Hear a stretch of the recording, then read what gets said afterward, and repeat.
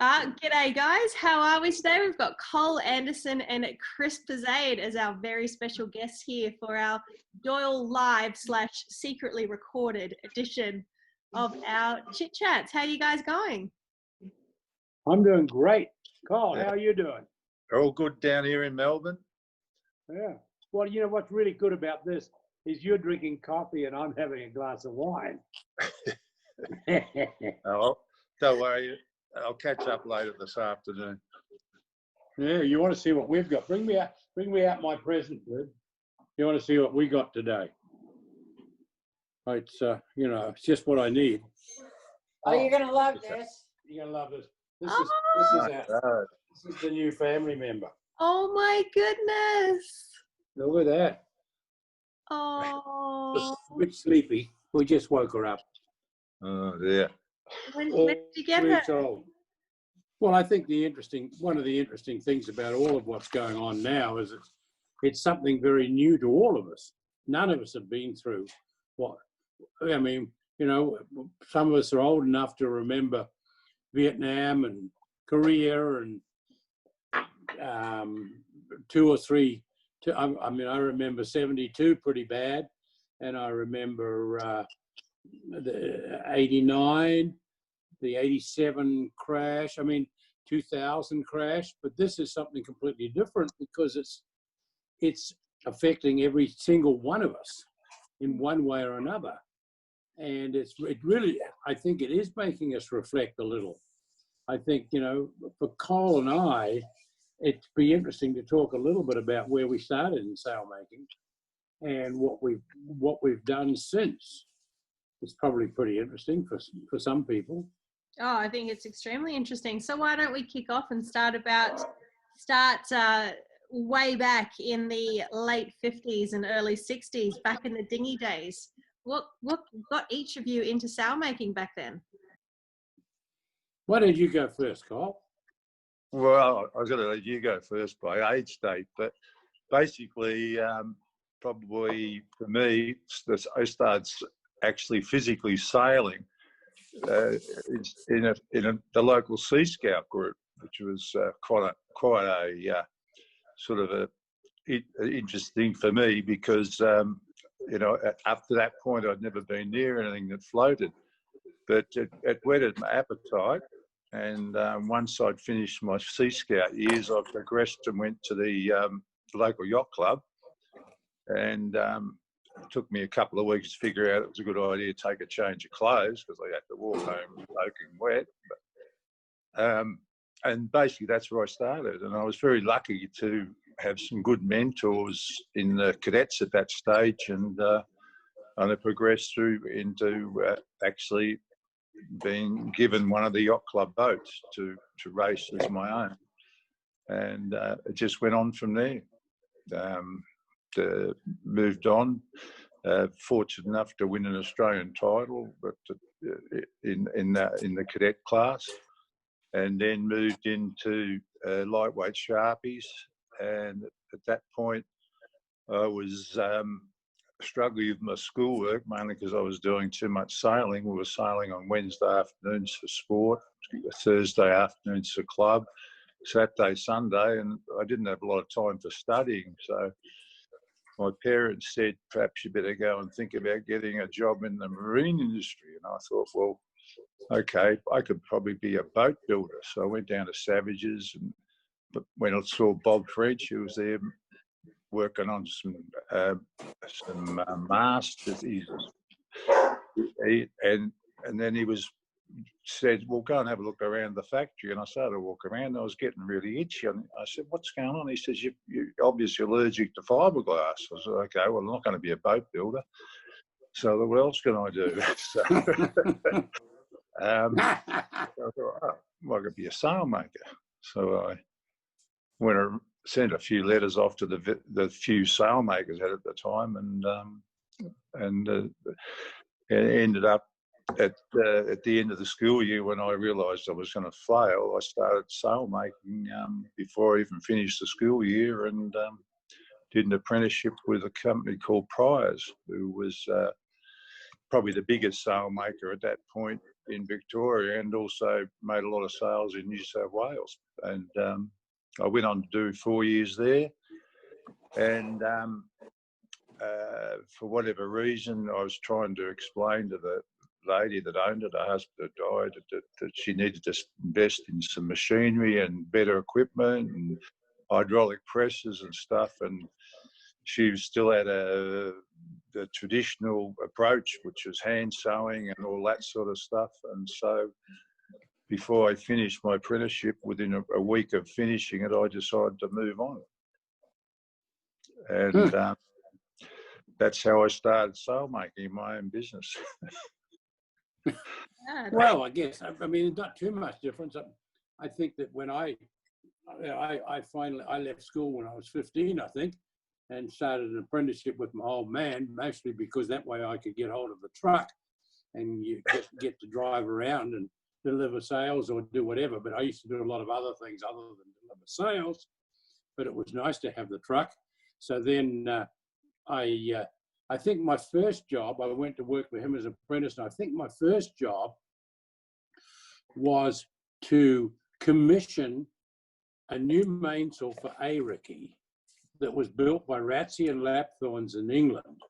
And they paid us 10 shillings to take all of their stitching that they stitched canvas over all of the hand sewn Egyptian hemp rope around the edge of the sails, and they paid me 10 shillings to take all of that off and get the sail ready to deliver to the boat. And I think that I always remember that job because it was a pretty damn big job for 10 shillings. And then we were still using cotton in those days, and rayon had just come in for spinnakers. So I go back a little further than Cole. Not all that much because he looks older than me, but we used to make sails out of Egyptian cotton and spinnakers out of Japara, and then we got rayon, and then I was just getting near the end of my apprenticeship, and I was sailing in dinghies, and my brother was sailing in dinghies, and our dad died. And so we had to take over the business and start making sails the real way and be in charge of running a business and everything else, which was all pretty exciting at the time. And we were very lucky because we had mentors the whole way through, who helped us. Ones that I'll mention, the first one I'll mention is a fellow called Bob Stewart, who designed the Pardiki in New Zealand, the Stewart 34, which is still going strong. He designed lots of other boats. He designed the K class, many of the K classes, Helen, Penelope, to name a couple. I can't think of the others, but there were others. And he was just a fabulous person. And he just sort of sat by Tony's and my side and helped us learn to run a business as well as how to make sails. So we were very, very lucky. And it sort of took off from there. And then in my case, this fellow Hood came along and went into business with Joe Pearce in Sydney. And by that stage, Cole was down there in Melbourne making his own sails. And Joe Pearce started making Hood sails, and they started appearing in New Zealand, and everybody said they were the best sails in the world. And I said, well, they are, except for mine. And so I figured the only way to prove that was to build a yacht and go out and beat him, which I managed to do. And like Cole, with his sailing and winning a few championships, I managed to do much of the same thing. My brother concentrated on the dinghies and I concentrated on the bigger boats. And eventually I became part of the Hood organization. Ted Hood and I met in Europe. And without going into too much detail of what happened, I finished up running Hood, owning and running Hood in New Zealand and then Australia. So then I got on an airplane and flew down to Melbourne to see if I could talk to this fellow, Cole Anderson, to see if he wanted to join our group. So Cole and I met in a yacht club. So now over to you, Cole. Thanks, Chris. Yeah, it was a timely meeting because even though I'd grown the business under my own name, I was struggling a little bit with technology and backup because we're basically, designing our own sails with just the knowledge I had from priors. I was fortunate when I left priors that Len Claxton, my mentor that I did my apprenticeship under, came and worked for me. And Len went on to work after doing 4 years as an apprentice under Len. Len went on to work for me for 15 years, and he was a great asset in that business. And he certainly taught me a lot about the construction of sails, but he was also struggling a bit with design. So there was a timely visit when Chris came to Melbourne, because it was a good time for me to take the next step and join a big group with a lot more technology available, and so that's what we chose to do, and we went on to have many good years with the Hood Group. And I suppose we can talk about some of the better points of that along the way, but it was certainly a win-win in my view, and obviously financially it was a good win. And the fabric at the time was probably because the Hood fabric was just vastly superior to any of the commercial products you could buy at the time. And where it was a tightly woven product, or Chris could probably elaborate more, the products that North, for instance, were on being heavily resinated, and they were eventually the resin would break down. Of course, the sail would lose its shape quicker than the Hood fabric. But it was. I feel that at the time when I joined the Hood Group, that it made a huge difference with some of the clients in Melbourne that we'd been buying from Hood in Sydney but wouldn't buy from me. And of course, at that point, then they were able to comfortably switch across and have their sales made in Melbourne. So sailmaking aside for a moment, when you guys were kids, before it turned into a job or, apprenticeship or anything, what kind of boats did you guys sail when you were young? Chris is older, so you can go first. Well, my parents split up. I came back to live in New Zealand when I was 13, and immediately Dad put me into a P class. And so I raced P classes, and I always remember the most important part about sailing a P class was one of the races we had to do was a backwards race. We had to learn to sail our boats backwards. And I always thought that was one of the greatest things I learned in sailing, because if anything teaches you about where the wind is coming from is when you're in irons and you're going backwards. And we did that, and then I got into, I tried sailing fins when I was about 15. I was way too small and way too light for that.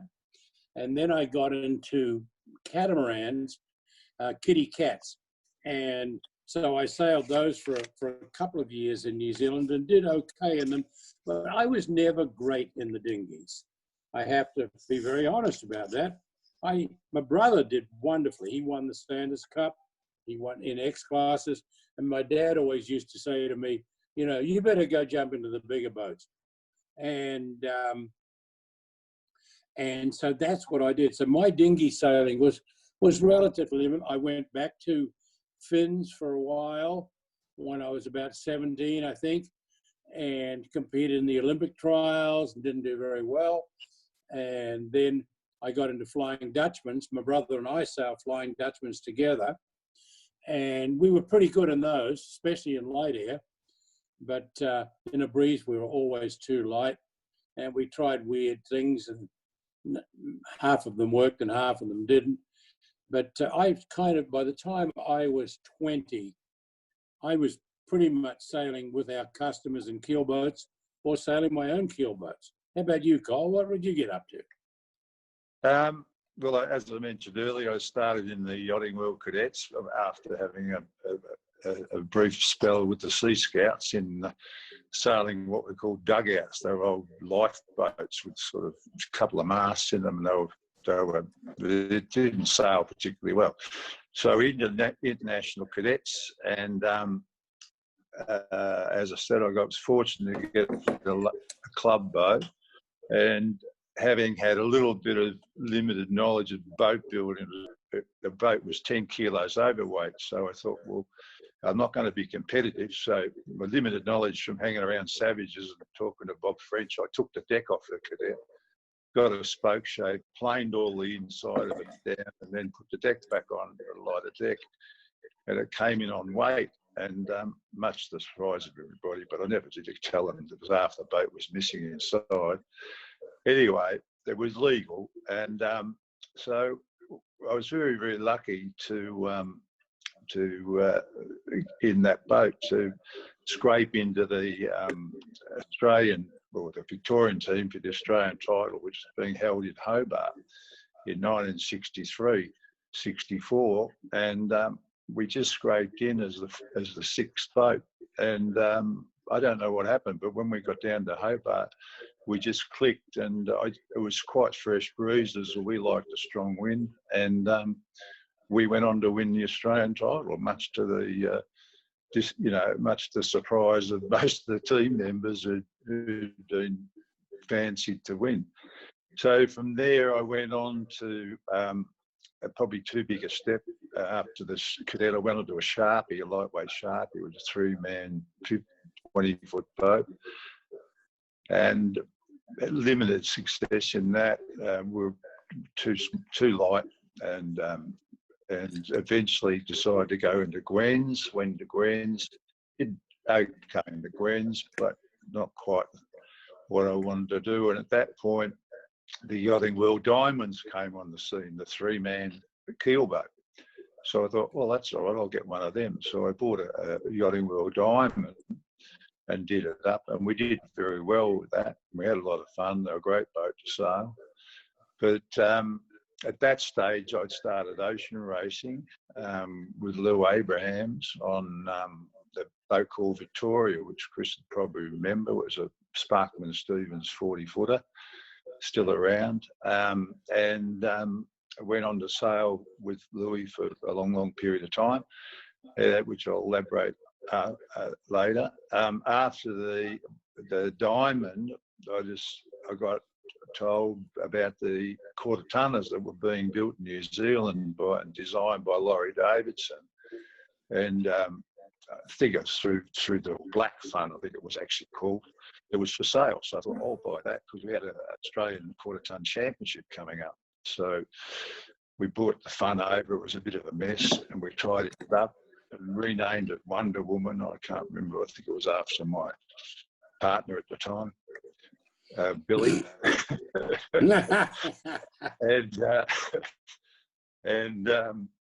Yeah, I don't know what happened there. We just sort of put some good hood sails on it, and we went out there and trained a lot, and we went out there and won the Australian quarter ton title against people like John Bertrand and other fancy people, and so it was quite a thrill. And that boat went on to have a bad ending because eventually Robbo Robinson in Queensland owned it, and he actually sailed it under in Moreton Bay, and it went to the bottom, and it never got salvaged. So that was a bit of a sad end to a nice boat, a beautiful boat, and no vice boat because it was built before the days of the crazy modifications to IOR that you had to do to the back to make them rate better, but they didn't sail better. Then after that, basically, I just spent most of my time sailing with clients, primarily Lou Abrahams, 15 Sydney Hobarts with Lou, and including a couple of wins. And a second, and after that, sailed with Lou. Lou bought a Sydney 38, which I thought was a bit small, so I sort of stick with the bigger boats, and I actually ended up sailing with Sid Fisher on the 50, and then the TP 52. Well, we better go back now a little, because that's way after our 79 Fastnet and all that crap that you and I got involved in. Yeah, I got a bit rambling on there. That's So, right. What about, should we go back to the 60s and 70s? I mean, we kind of touched on that a little bit with the Sharpies and the diamonds, but I mean, Chris, what were you doing in the 60s? Rumor has it that in the 70s you were the first non-Australian to win the Sydney to Hobart. Yeah. Well, I went when this whole hood thing started up in Australia and New Zealand. I decided that I had to do something to prove that my sails were better than theirs, and so I bought an aeroplane ticket to England firstly, because I had to go visit the people that I used to make all my sailcloth, and then I went to America, and I went and visited Sparkman and Stevens in New York, and talked to them about what sort of boat I should build to go beat everybody, and they came up with a set of plans for a little yacht that had been built in England the year before called Roundabout. And Olin Stevens said to me, he said, you know, I think this is a great boat. He said, I don't think they've ever gotten the best out of it. And I said to him, I said, Olin, you know, that boat's owned by Sir Max Aiken, Lord Beaverbrook. It's skippered by Ian Lallo, one of the best sailors in the world. What do you mean? He said, well, I just think it's a better boat than that. So I'd actually gone in to buy a different boat, but he convinced me this was the one to buy. So I bought it, and I brought the plans back to New Zealand and went to Max Carter, and I said, I need this boat. I need it in about 12 weeks. So he said, no problem, I can build it in 12 weeks. So he did. It was never built right, and the thing we spent the rest of our life putting it back together again. But anyway, we launched the thing 12 weeks later, and ever since that day, she was a great little boat. Our first race, the day after we launched it, we didn't get all the way around the track, but the amount of racing we did, it looked pretty good. And then we sort of did a bit of work on it, and we raced it from Whangarei up to New Caledonia, and won that race by 2 or 3 hours. And we were very impressed with the boat, so we all decided that we would take it to Sydney and have a go at the Sydney Hobart race. I'd never been there before, other than sailing dinghies and 18-footers and 12-footers and things like that. So we took her over to Sydney, and we didn't have very much money. It was, you know, and when that fellow who used to measure the boats, Merv Davies, he came out and looked at the boat, and he said, well, these lifelines aren't strong enough, and we've got to fix that, and this isn't strong enough. And, you know, he went round the boat. It was just awful. And by the time we'd fixed everything that they wanted us to do so we could race in the Sydney Hobart race, we had about $3 left. So I went round the crew and I said, come on, how much money have you guys got? So we pulled it all, and I think we had all between the lot of us, we had about $100. And they used to run a book on the Sydney Hobart race in those days. And hey, Cole, what was the guy's name who used to run the book? I don't know. It was probably someone like Mickleborough or someone like that. It was Donnie Mickleborough. Okay, so Donnie Mickleborough, I put $100 on us, and he gave us 100 to 1 to win the race. And so we raced to Hobart, and the hot boat in the race was the Eric Tarbelay on Penduick, and he'd done 17 races up to this date and never lost. And his boat was the ultimate rule cheater of boats that have ever been built. Firstly, instead of having lead in the keel, it had uranium, or some uranium byproduct, which is about twice the weight of lead. He had an engine allowance, but his propeller which he had a propeller allowance, wasn't in the water, it was up on deck. He had all sorts of stuff. But anyway, we managed to, one way or another, whatever we did, we won the race. And won it by a decent margin. And we collected our 100 to 1 bet, which was really, really good. We spent about a third of it at Doolan's pub the first night, putting beers on the bar. And the rest of it was enough money so we could provision the boat to race home. And that was the beginning of the Rainbow 2 saga. And having done that, we then got back to New Zealand. We were somewhat heroes for winning the Hobart race because we were the first non-Australian boat ever to win it. And then everybody started, I don't know, I guess at the Yacht Squadron, they started talking a little bit about the 1 Ton Cup. And I said, well, I'd like to take the boat to Europe and race in the 1 Ton Cup. And so then we sort of figured out how much it was going to cost. It was an enormous amount of money at the time. It was about what a set of sail battens cost for an America's Cup boat today. But it seemed like a lot of money then. And the squadron got behind us and off we went to Europe for our first little venture in Europe. And this is before my days of meeting my good friend Cole Anderson.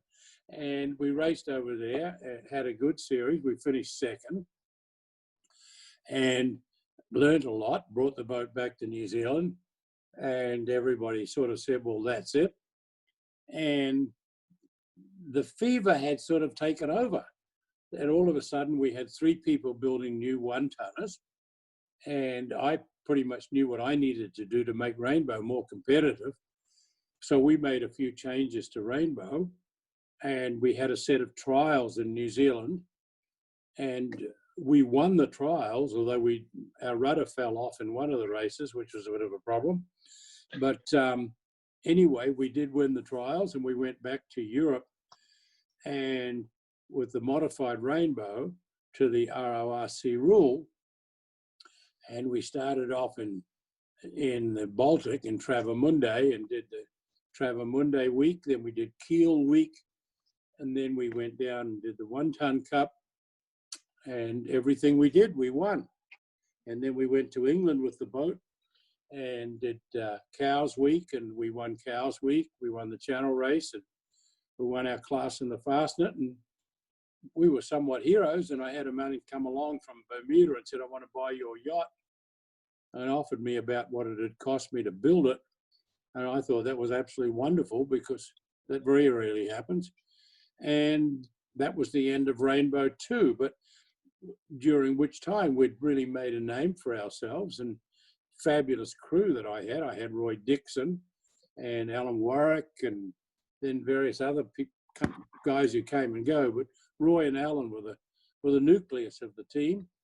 And that's what sort of joined me up with Hood Sailmakers. That's what sort of made my name. And when I got back to New Zealand, we had, all of a sudden yachting was on the map. New Zealand was on the map for yachting, and yachting was on the map in New Zealand. It was no longer just rugby racing and beer. It was rugby racing, yachting and beer. And that was a really good start for New Zealand. And people like Paul Whiting and Laurie Davidson and Bruce Farr and many other yacht designers came out of New Zealand, and it was all part and parcel of sort of New Zealand getting onto the yachting stage. And I think for me, I had sort of no idea what I was doing or what was happening, but from there on, lots of other people in New Zealand and Australia took it from there, and away it went. And ever since then, New Zealand in particular has very much been on the yachting stage, and look where we are today. Just everything. America's Cup, Admirals Cup, round the world races. New Zealand's got them all. It's pretty interesting. Yeah, absolutely. And just talking about Rainbow 2, so were you a part of the foundation that got the boat back to New Zealand? Yes. Yeah, that all happened. every now and again, I would go through Bermuda, sailing down to the Caribbean or sailing back or going over there to do a match racing series or something. And I'd always go check on her, and she was slowly going downhill. And she'd kind of reached the stage where it was probably going to be put under the bulldozer. And I went out there with two mates of mine, Pete Worrell and Ford Reiki. I said, come and take a look at Rainbow, see what you think. We went out there, and she was sitting in the water. She was half full of water. So we pumped her out, and I said, let's go for a sail. And we went for a sail in her. It's the first time I'd sailed on Rainbow 2 in 40 years, I guess. And Pete said to me, he said, we're going to buy this thing. Let's buy it and take it back to New Zealand. So we bought the boat, and between the three of us and then Peter Corns, who's no longer with us, but a great New Zealander and a great advocate of New Zealand yachting, we put together enough money to bring her back to New Zealand. And then John Street got involved with the Classic Yacht Association, and we completely restored her, and she's back there today in great shape and ready to go. It's still a great little yacht. Must be pretty good to actually see the yacht back sailing after all these years, you know, from when you Well, had it was great. And we had this little series in New Zealand, the 1 ton rerun. And I sailed with my son, Richard, who was born during the time I was building that boat. And he sailed with me. He was tactician. He told me where to go. And, Dad, it's time you tacked. And Dad, you should do this. And he was just absolutely amazing. And we won the series hands down. I think we won 4 of the 5 races. And I think everybody was surprised how quick that little yacht was. Even Bruce Farr, who was there, and we were sailing against some of his boats. And even Bruce said, you know, I'm going to go back and take a look at that boat. That was, you know, she's an amazing little boat. She really was a great little boat. And that's the boat that sort of got me involved with Hood, and then got me involved with Cole. And that's kind of where his and my friendship started, and been strong ever since. And he and I have done a lot of miles together, haven't we, Cole? Yeah. Well, I don't know where we're at in this story, but at some point we got to get into this police car sort of section, which is probably not long after. That was my next question. Like, you know, shall we go forward? And so when was the first time you guys actually sailed police car together? Oh. Well, we did a couple of Hobarts together and did quite a bit of racing in Australia first. And Cole was involved in police car. Is that right, Cole? And then you called me. I got involved. Well, it's an interesting little story there, because your brother was in Melbourne with with Helmer Peterson, and they were the police car was struggling a bit. And all due respects to the Tony and the boys that made the mainsail. The mainsail was a little experimental 2-ply, very, very heavy sail, and it was struggling with it. And the boat was struggling a little bit. And at that point, Helmer and Tony, I think, were struggling dealing with Peter Cantwell, the owner, who was a lovely man. But, you know, anyway, cut a long story short, Tony and Helmer had to get back to New Zealand, and they said, oh, Cole, do you mind just stepping in and looking after the sailmaking side of this thing? And then hopped on a plane and left town. And I thought, well, I don't know. So I spoke with Broady in Sydney, and I said, what do you want to do, Broady? And he said, well, I've got some 8.8 ounce 12 metre cloth here, which is left over from one of the whatever they had made for one of the 12s in Sydney. He said, I'll bring it down and we'll make up a new main. So Broady and I, over one night and half a day, made a whole new mainsail for police car. So that was great. We put it on, it looked a lot better, weighed about half what the other one weighed. And I think, along with a few other things that we were learning about sailing a fractional rig, which was other half the problem, the boat started to go a little bit better. So next minute, we're in the Admirals Cup team. And the other disconcerting thing was the boat had a bad habit of nosediving. And we did a couple of terrible nosedives on Port Phillip Bay. And we were worried about it offshore, but strange enough, offshore in bigger ways, it didn't nosedive, thank Christ. Now, a little bit of sidetracking there, just a little bit of a story that Chris has probably heard many times. That when I was on the boat at one point, Helmer Peterson said to Tony, he says, "Tony, this mainsail's a lot better than those ones you used to make." And Tony said, "What do you mean?" He says, "Well, they were always too full around the numbers."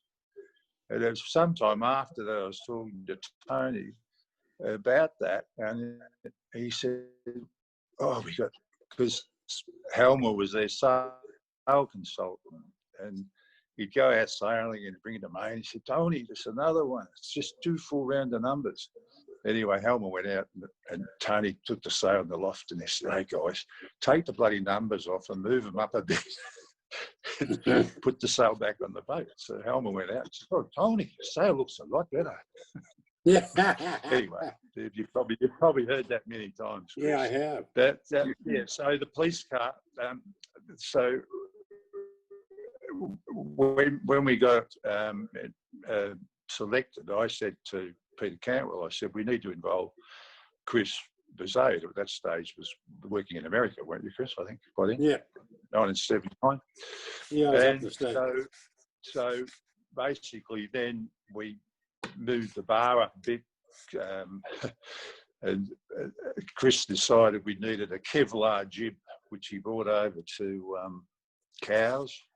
A top secret sail, I think, was probably the first Kevlar jib ever made, wasn't it? Pretty much, except for 12 metres. Yeah. So we went out for a training sail, put this sail up. It looked fantastic. Absolutely best looking headsail you'd ever seen. And then we just trimmed it on a little bit, and it had this little, and I thought, what's that, Chris? And I said, "Chris, the clew's getting closer to the deck." So after about half hour sailing, the clue was back in the block. So when we got back to the dock, we realised that the earliest type of laminating had totally sheared. So we're walking up the dock past the rubbish bin with John Mooney and Chris and I carrying the sail. He said, "Just drop it." So we left the brand new jib sitting in the bag. We were still learning a bit about laminates in those days. So why was it a fractional rig for this particular boat? I mean, that wasn't really the standard back then. No, and to be honest, I think it was something to do with what was happening on the New Zealand design scene that Ed Dubois picked up on, that the fractional rig looked like the way to go. Well, yeah, in those days, certainly you paid a lot more. You paid a lot more for headsails than you did for mainsail area, because the rule had switched around so much that mainsails were cheap compared with headsails, and so the Bruce Farr and those guys had all gone for fractionals, and with theoretically, if you went for a lighter displacement hull, you paid a lot for that. So the only way to try and get any sort of a decent rating was to go fractional on the headsails. That's kind of why they did it. Problem was the boats became real dogs in light air, which was the problem we had with police car. Yeah, that's true. So well, I can't remember the exact dates, but I'm sure Farr was doing fractional rig boats in New Zealand before police car. Yeah, he was. Yeah, absolutely. I think he was. But I mean, the real secret to the police car was that once the wind got up, it actually, it didn't. It surfed. It did. Offshore, it was able to lift its bow up, and probably why, in some ways, that we, were able to cope with that bad storm of the Fastnet. Yeah. So just talk about that that particular Fastnet race, because obviously it's one that has gone down in history. I mean, do you remember sort of everything that took place during that race? Is there some key moments you Everything. can talk about? Everything I Yeah. remember about that race. I remember being back in the cheap seats by the time we got out to the corner of England, to the Land's End. We had and you can jump anytime, Carl. We figured we weren't going to get around Portland Bill before the tide turned, so we took a tack over to France. And by the time we came back to England, we were in the cheap seats. We were sailing around with boats that were little boats, owing them lots of time. And then we headed out into the North Sea, and the seas were a funny shape. And I remember saying to Carl, I said, you know, I've seen this once before. I was sailing across the Tasman, and we got one hell of a blow. So we're talking to our navigator, and we're talking to everybody, and nobody's, at this point in time, they weren't really talking much about a lot of wind coming, were they, Carl? No, the actual storm that we got was definitely not forecast. And yeah. And we carried, I think we carried on, and as the breeze started to increase, I kept saying, you know, this wind's going to clock. We really need to get up closer to Ireland. And I think, what was the navigator's name? Help me here, Carl. Packer, one of the Packer boys. Ronnie Packer. Ron Packer, right? Chris Packer, yeah. brother. Yeah. Yeah. Yeah. And that's right, Ron Packer. Yeah, and we sailed a pretty northerly course, which enabled us to carry a chute much longer than anybody else. Remember, we had that little chicken chute up for quite a while. When nobody else was carrying anything. That was going into the rock. Yeah, and in fact, when we finally wiped out with that little chicken chute on, we'd passed a hell of a lot of boats. Yeah, and we were still well to windward, and we were coming down to the rock when we wiped out. And I remember we got the chute off, because you went up. We got the chute out off the boat. We blew the hat and got the chute off, and the boat still wouldn't come upright with the whole mainsail. We had to drop the main for the boat to come back up. And we went from carrying full main and a chicken chute down to, I think, a triple reef mainsail and nothing else. Yeah, we ended up with fully reefed main. And when we went round the rock, we had the reef main to number 4. Mm-hmm. And then the wind started to build, and we were just going way too fast and decided to drop the main.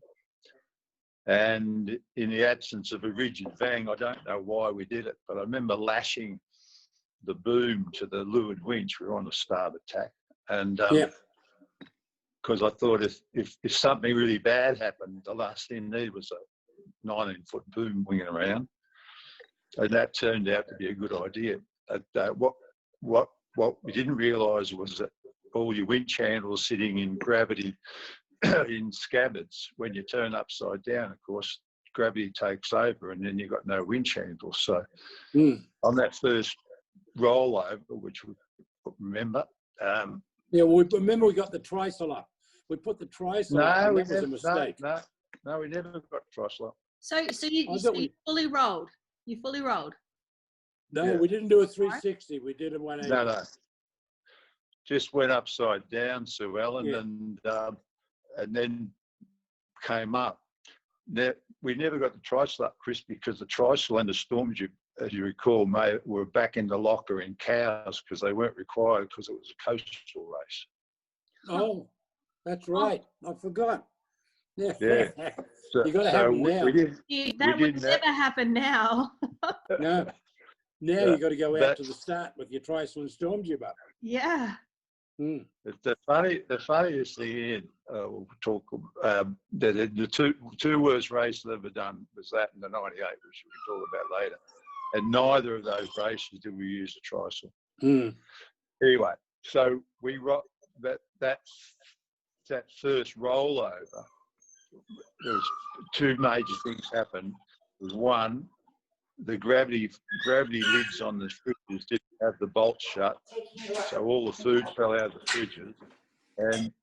And the second thing was that all the winch handles went to the bottom. So Chris, you'd remember we finished with two handles. One that was in the main head winch, because of the last thing we did, we dropped the main head down after we reefed it, and an antique ratchet handle that came from some winch handle museum. That's all we had when we finished the race. Wow. Yeah, but it was interesting. That first knockdown, I was on deck and I went over the top of the boom. Remember, we had the boom lashed down, and I went over the top of the boom, finished up in the water on the other side. With this great big long harness line, which, but by the time I pulled myself back on the boat, the harness line broke off. It was on that welded bit you stuck your feet in when you were trying to steer that. Yeah, well, that had broken. Yeah, the weld came undone. Yeah, it was. We were lucky we didn't have much of any bigger disaster than we did, really, when you think about it. Were you getting notifications of what was going on in the fleet during the race? So you didn't really have any idea of what else was happening? You weren't aware of other boats that were going through major issues? It was just pretty much... Well, I think the important thing here is to realise that in the Fastnet race in those days, you only had to have VHF. Yeah. So we were talking on the VHF, and in fact, Ron was talking continuously to other boats who were in really big trouble, trying to help them and tell them what to do. Basically, he was telling them not to abandon their yachts. There were a couple of contested 32s that were in trouble. There were quite a few boats. I shouldn't have detailed out one, but there were quite a few boats that were in trouble and calling maydays on the VHF, which had about a 50-mile range at best. And so he was actually down there when we did this tip truck that Cole's talking about. One of the problems we had down below was that everything fell out of the deep freeze and out of the lockers, and floorboards came up, and we had downstairs was a right mess. But he stayed on the radio with those guys. He was really, really amazing doing that, and also giving us a pretty good idea where we were on the racetrack, because we were sailing with this number 4 jib, as Cole was talking about, nothing else up. And the boat was very, very controllable. I have to say that because I think I learned so much in that storm, and I've been in a few since. And what I learned is to put headsail on the boat, keep plenty of way on, and you can pretty much manage everything, because what we had was, the real problem was breaking seas. So with a headsail, you could bear away, you could weave your way through the seas. And by doing that, we really, from there on in, were in pretty reasonably good shape. I know, would you agree with that, Cole? Yeah, I think once after about the 4th knockdown, we sort of had it sorted. You got to remember back then, one of the biggest problems you had was it was almost good to go on deck, because downstairs everyone was smoking in their bunk, and you cut the air with a knife, and that included you. Had those nice, you and you, yeah, we do anymore. But a significant thing I remember about that, and when it started to moderate, we're talking, well, we put the main up, won't we put the main up? And we put the main up, and it was moderating further. And then I think you came up on deck and said, "What are you guys doing? We need a spinnaker." I said, "What? We don't need a spinnaker." He said, "Yeah, we've got to get a spinnaker." So we put up the chicken chute, and it filled, and the boat just took off, screaming down the face of this bloody leftover wave. and got down the bottom, and then the spinnaker came back and was wrapped around the rig, and we sort of slowly went up till enough of the spinnaker got above the top of the wave that filled with a bang, and we went on like that for about probably an hour or so before. It was a couple. It was 3 or 4 hours. We were. Yeah. It was amazing. The seas were so much bigger than the wind at that stage that you're right. I mean, when you think about it, Cole, those seas probably were still 40 feet high, and the wind had moderated probably down to 35 knots. Yeah, it was about 30, 35 knots. Yeah. Which was about half what it had been during the worst of it. So how much and then as you remember, the next night we were, how much breeze do you reckon you had at the absolute peak of the storm during that race? Well, on the boat, I can't remember. I think the wind speed thing was still reading. I think it was about 60 plus. Yeah, it was 70 knots. 70. The tops we saw was 70. I think, as I recall. Holy. Yeah. But it was a good breeze, and but you know, actually we had a pretty damn good team, and I remember you used to light cigarettes and pass them out to me. Yeah, you just have when to. I was on the helm, I'd get one puff, puff. one puff, and it was gone. So from that race and what you experienced during that race, what was that feeling like when you finally crossed the finish line? It was obviously relief, but it was also very sad because there was a number of people who died. It was awkward to sort of celebrate too much because it was sort of not sort of right. So we had to sort of find a little pub up a back street somewhere for the Aussies to have a bit of a celebration without being sort of seen. So yeah, it was a pretty subdued sort of atmosphere at the end of the race. It really was. They were all relieved to finish.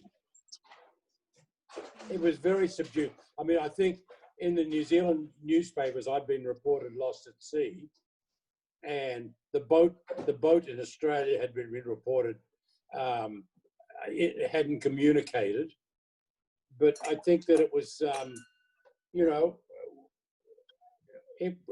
for us, we were just happy to be home, weren't we? Yeah.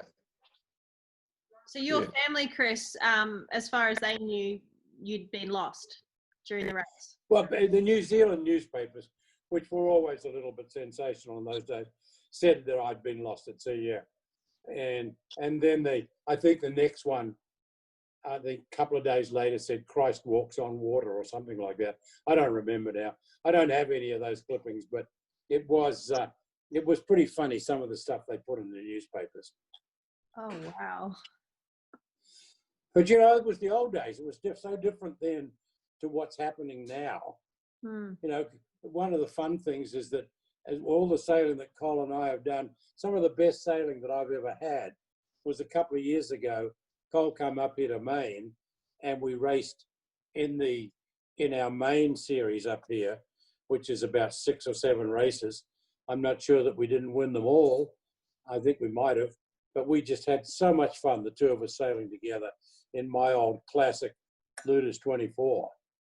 And, you know, it's so much a thing about sailing is it not only does it bring good mates together, but sailing really and truly is something you can do for all of your life. And there just aren't all that many sports you can say that about. Nope, sailing is one of those ones that you can do it from birth to death. Absolutely. Yep. Yeah. I mean, I was 2 the first time I was thrown into a little sabo, Cole, you know, a little sabo. Yeah, absolutely. In northern New South Wales. And basically that was 38 years ago. Yeah. So it doesn't, you know, it's, I mean, what was I doing today? I was up working on Leaf, getting it ready, because regardless of what happens, I live on the water. The boat will be in the water out in front of the house, and we can be quarantined to the end of the world. I'll be still going sailing each day. You rebel. You're lucky because down in Melbourne, we're not allowed to go sailing. So they've decided, but it's the only state that we're not allowed to go sailing. Not allowed Well, to as go you, to New Zealand. as you know, Cole, where I live, they couldn't find me anyway. Yeah. Anyway, hey, let's have a chat about the 1980s to 2000. We have America's Cup campaigns. We've got more Sydney Hobarts. We've got the 98 Hobart. So obviously we were just chatting about the 79 Fastnet. And Chris, did you do the 98 Hobart? No. No. Cole had that one on his own. Cole, so that was you. And then again, that must have been a pretty horrendous experience being a part of the race. Yeah, it was a sort of different scenario to the Fastnet. I was on which was the Abrams boat, and the first night we were travelling in around about 30 knots of wind, and we lost the man overboard, which was before the storm. And we retrieved him, fortunately, and put him back on the boat, and warmed him up, and then off we went. And we were going quite well, as I said before, just with a storm jib, big waves, probably similar to the Fastnet type waves, breaking waves. We were probably just with a storm jib, still going maybe faster than we would have liked, but we still had control. But somehow or other, we managed to launch off a wave and bend the steering wheel in half, which made it awkward to steer. So we had to turn around and try and straighten it. And we ran back for 14 hours to get back to Eden in the storm, which probably I'm guessing we're probably within 5 hours of actually sailing out the other side had we not bent the wheel. So we sailed back to Eden, got in there in the darks, waited till daylight. We straightened the wheel, fueled up because we'd used a bit of fuel getting back. And then I said, "What are we doing now, Lou?" He said, "Oh, we're going home." So we went out again, and we went out. We had a number 4 up, triple reef main. Put the harness back on. That was when we left Eden to continue to Hobart. We were out there bobbing around with triple reef mainsail and a number 4 up, and the wind had gone. So we sort of gingerly put the main up, got the 4 down, put the 1 up, and we sailed with a full main number 1 all the way to Tasman Island. And the storm had just gone.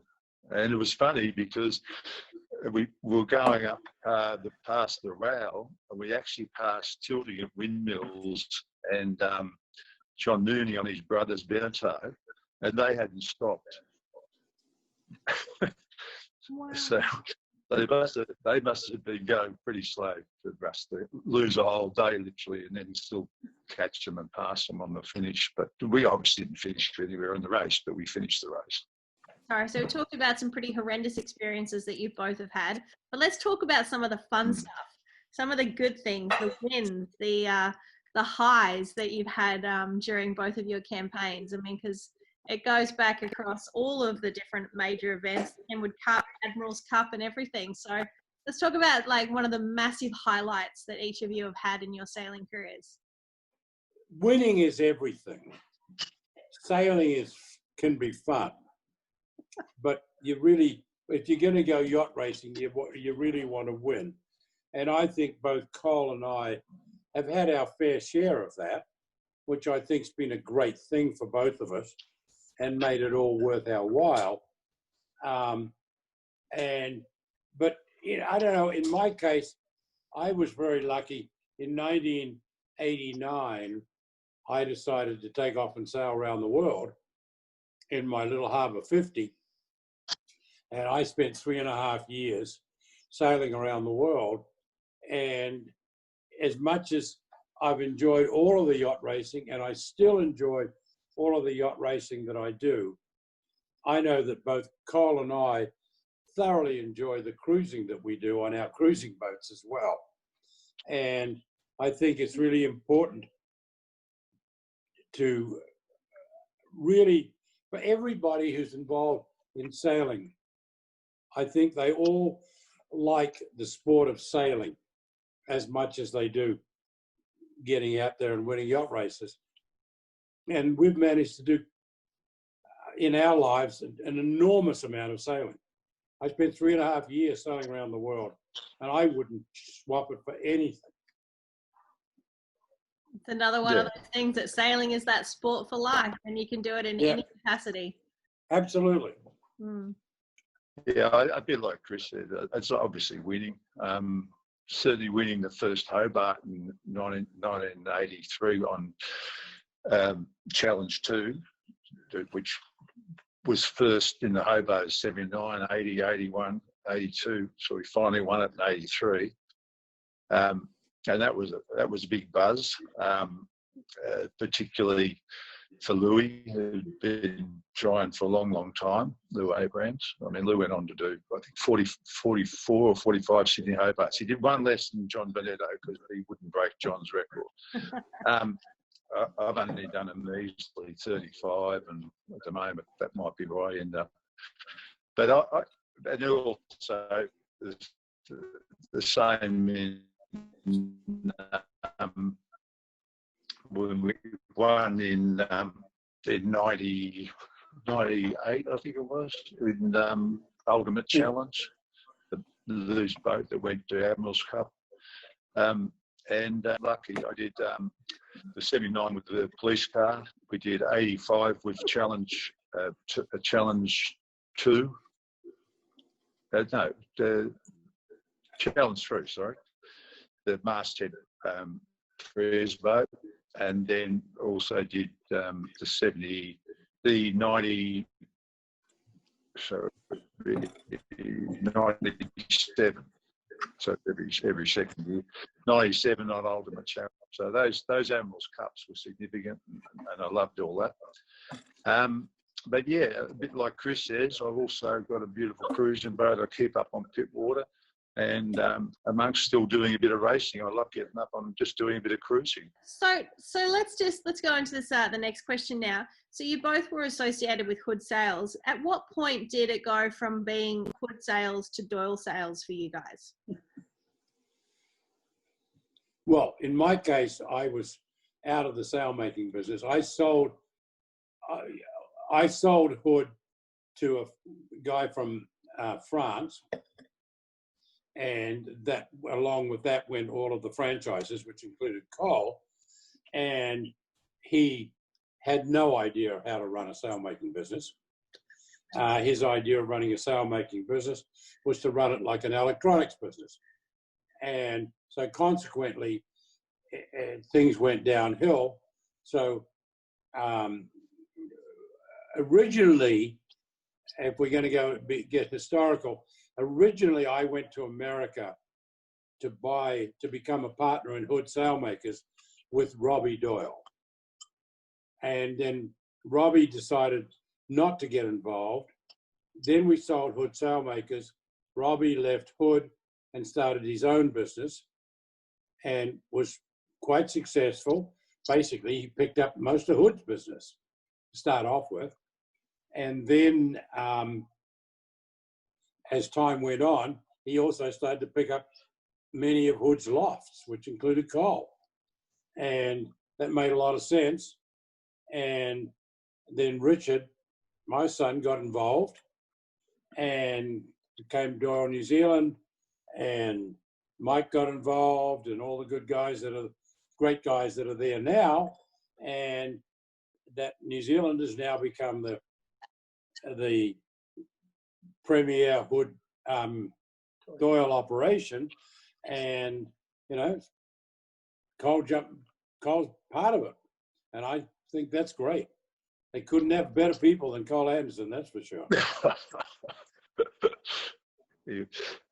No, Chris is right, Suellen, because we were at a bit of a crossroads with the Hood group. There was just no advancement, and we were concerned that we were just going to slip further behind the progressive companies like Doyle and North, and it was basically with Richard Bouzaid involved with New Zealand that it was just and I had a good association with Bob Fraser in Sydney. It was just a logical step to move across. The only sad part for me, I was very good friends with Broady in Sydney, and I still am. And I saw it was a hard decision for me to make, but it was the right decision in the long term, and I don't regret it. I mean, you two go way back. And did you think that after all these years that you would, one, still be mates and still associated with each other on this kind of level? Well, it's just I never thought about it really. I think the just the friendship in yachty general leads to that sort of thing. I mean, I've still got old clients that that are still around that I met when I was in cadets, and they're obviously not that much older than me, and we're still good friends and still good mates. And I think that's part of the secret of sailing, And I think in some ways, being a sailmate, I've been very fortunate because I've had opportunities to meet a lot more people than just people in one club. I have to admit, when we first started this, I felt like I was third wheeling this beautiful bromance that you guys had. I felt like, oh, maybe I should just let you guys catch up. And well, I can tell you that when you go through something like a Fastnet 79 together, and I don't think it's unfair to say that through the thick of that storm, it was really Cole and I that carried the day. I mean, everybody, I'm not trying to be unfair to everyone on the boat, but in real terms, he and I were the two people on the boat who had the most to win or lose, because we were the two sailmakers on the boat. And we also, were relatively young and wanted to make our name. And the two of us, I mean, I remember during the worst part of that storm, being up on the helm and then handing it over to Cole and then him handing it over to me. And to be really honest, that was pretty much it. The two of us were what carried that boat through that whole storm. And there were some other pretty good sailors on board the boat, but they were more than happy to let us do it all. I can promise you. Yeah, and unfortunately, Chris, I think we're down to about half the crew these days. Yeah, I know. I'm the same way with Rainbow too. There's not too many of us. There's only 3 left who won the Hobart race. What do you guys think of the technology changes that we've seen within sailing, not just with boat design, but with sail design? I mean, obviously Doyle is making some massive headway now with like the Cables Code Zero and everything. Where do you think that we can keep pushing this development and this technology to? I can say that's why Chris is not jumping in there. Look, I think it's endless because technology just evolves, and I think for all of us in the Doyle group, we're very fortunate that the New Zealand design teams and their innovations, which benefit all of us. I think they're doing a fantastic job. But they just got to keep going. It's just, I mean, it's almost complementary where you're seeing even big companies like Norths and Quantum playing catch up to try and keep up with some of the stuff that the Doyle group's doing. Well, yeah, from where I sit, because I'm on the outside of all of this nowadays, and the development that's coming out of Doyle today for the high-end racing boats, which trickles down, is amazing. It's absolutely amazing. And I because my son Richard's involved, I do see a lot of what's going on. not that I have any involvement or any interest other than being very interested in technology. But what I see today is I see Doyle becoming the technology sailmaking company. And that's going to really do well for them as time goes on. On the same hand, I think that one of the areas of sailing that's become very strong lately is the classic yachts. And I think that Cole, as an example, is somebody who sails classic yachts, as do I. And all of us older sailors, that includes you, Cole, all of us older sailors are pretty interested in classics because that's where we are today. And I think the technology in classic sails is also going to start improving, which will be great. Sailing today has become a very interesting sport. We're going to see almost nothing but foiling over the next 4 or 5 years. Everything's going to foil. No matter what it is, it's going to foil. And I think for those of us who've sailed all of our lives, we're either going to foil or we're going to have to learn to foil or we'll never foil. I don't know how you feel about it, Cole. I'm not sure I need to or want to foil, but,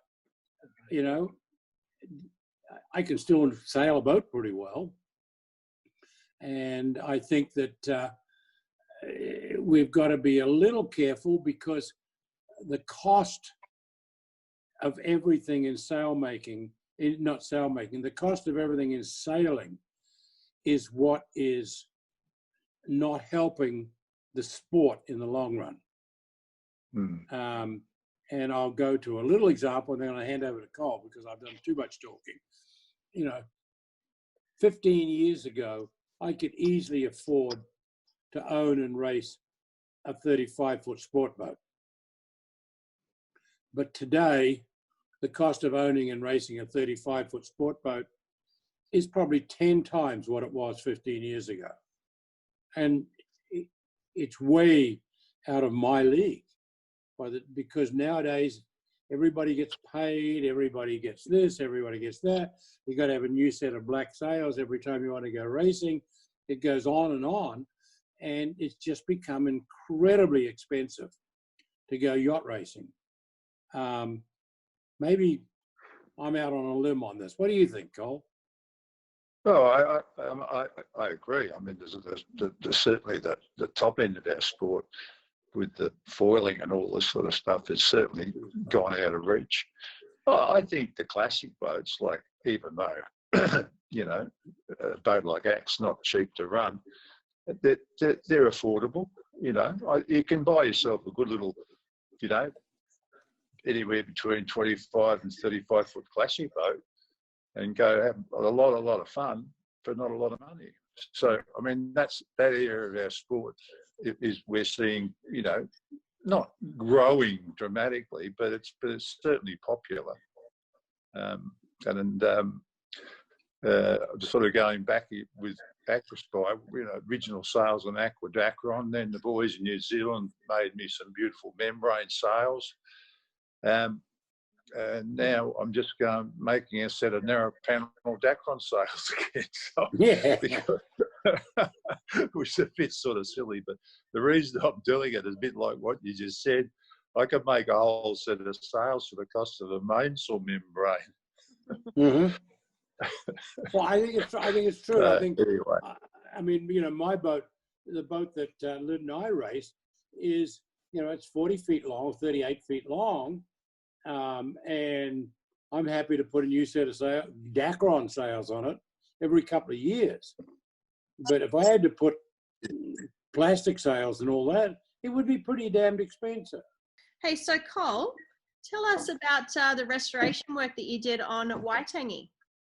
Okay. Well, Waitangi came about through a friend of mine who wanted to get himself a classic boat, and he found Waitangi, which at that stage is called Tahi Waitangi. I don't know the significance of that.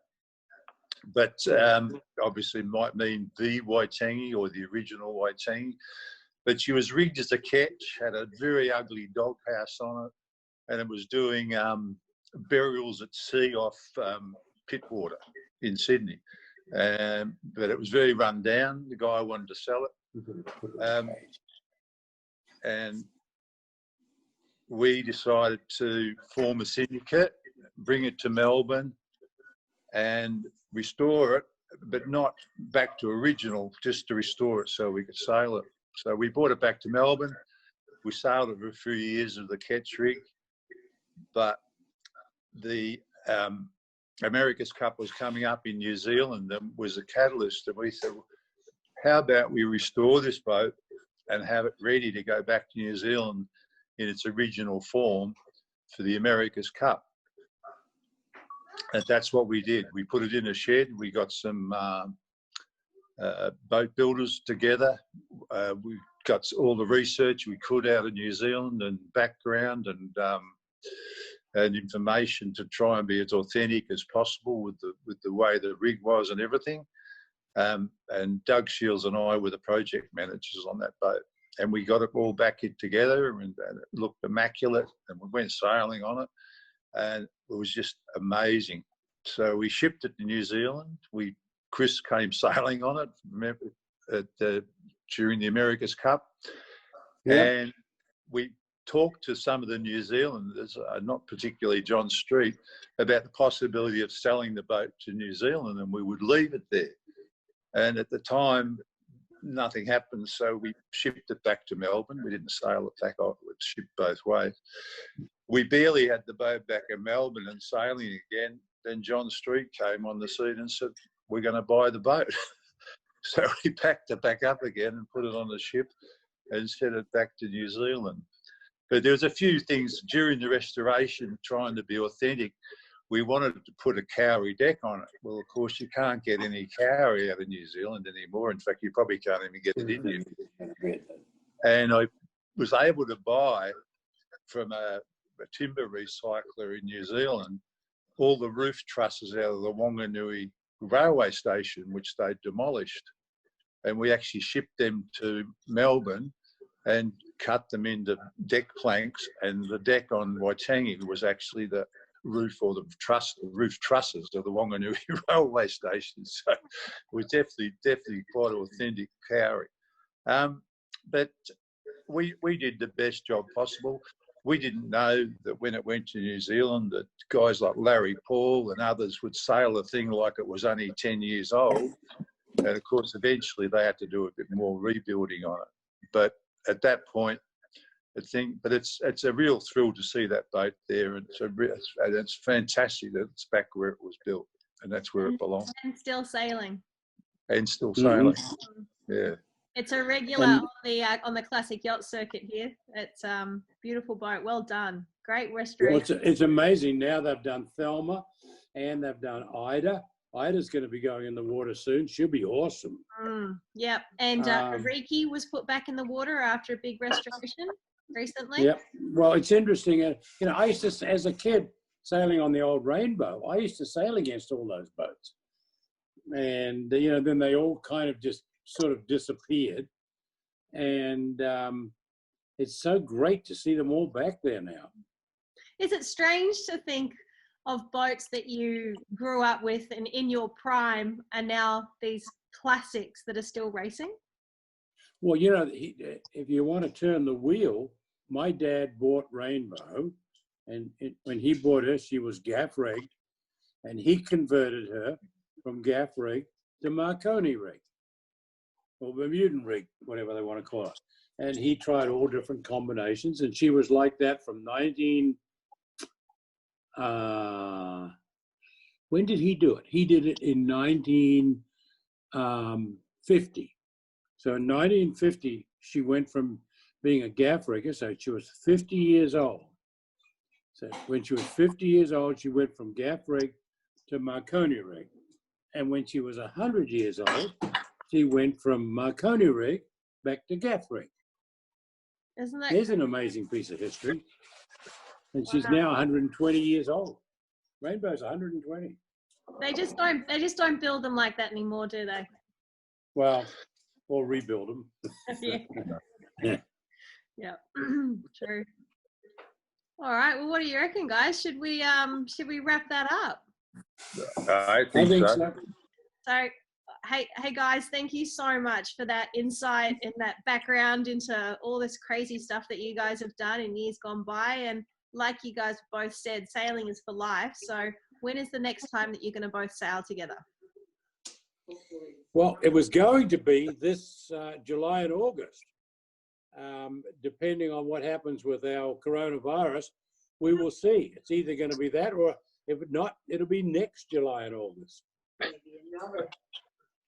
Or else we'll come to Melbourne. Go sailing on Ac. Go sailing right? on that with the new sails. Yeah. Yeah, I don't want to That's go right. sailing with plastic. I don't want to sail with plastic sails. No. These are definitely narrow panel Dacron. Brown stitching, finger Good. patches.